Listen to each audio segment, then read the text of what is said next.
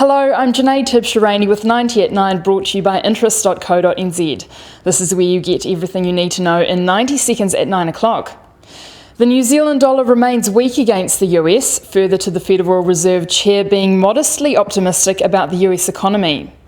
Speaking at the annual Jackson Hole Summit on Saturday, Janet Yellen said more interest rate rises were on the way. Yet she stopped short of saying when.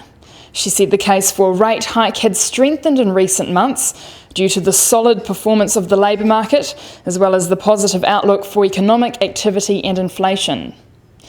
Markets have responded positively to Yellen's comments.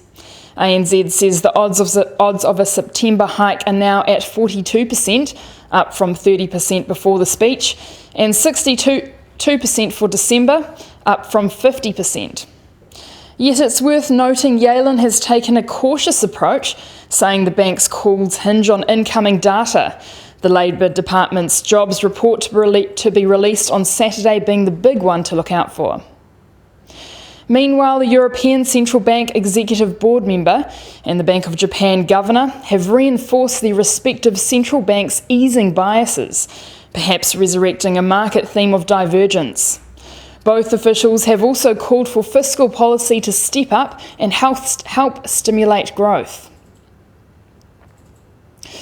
In other news, disgraced South African insurer Youi has come under fire in Australia for employing the same dodgy sales techniques it's been charged for using in New Zealand. The Australian media are reporting allegations Youi is billing those seeking quotes for policies they haven't signed up to. Fairfax says a 6-month investigation has prompted the Australian regulator, ASIC, to launch an investigation.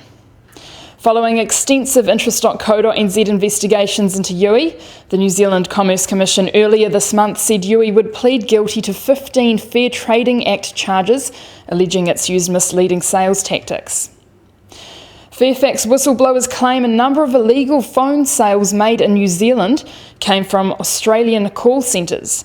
It also maintains Yoi's tactics have contributed to its revenue increasing ninefold from 2011 to 15.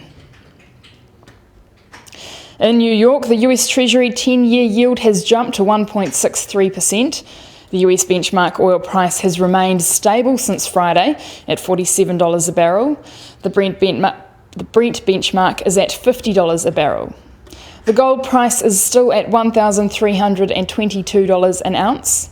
Yellen's speech has seen the New Zealand dollar fall from 73.4 US cents to 72.3 US cents. It's at 95.6 Australian cents and 64.6 euro cents. The TWI index has eased back since Friday to 75.6. I'm Janae Tibshirani, and that was 90 at 9, brought to you by interest.co.nz.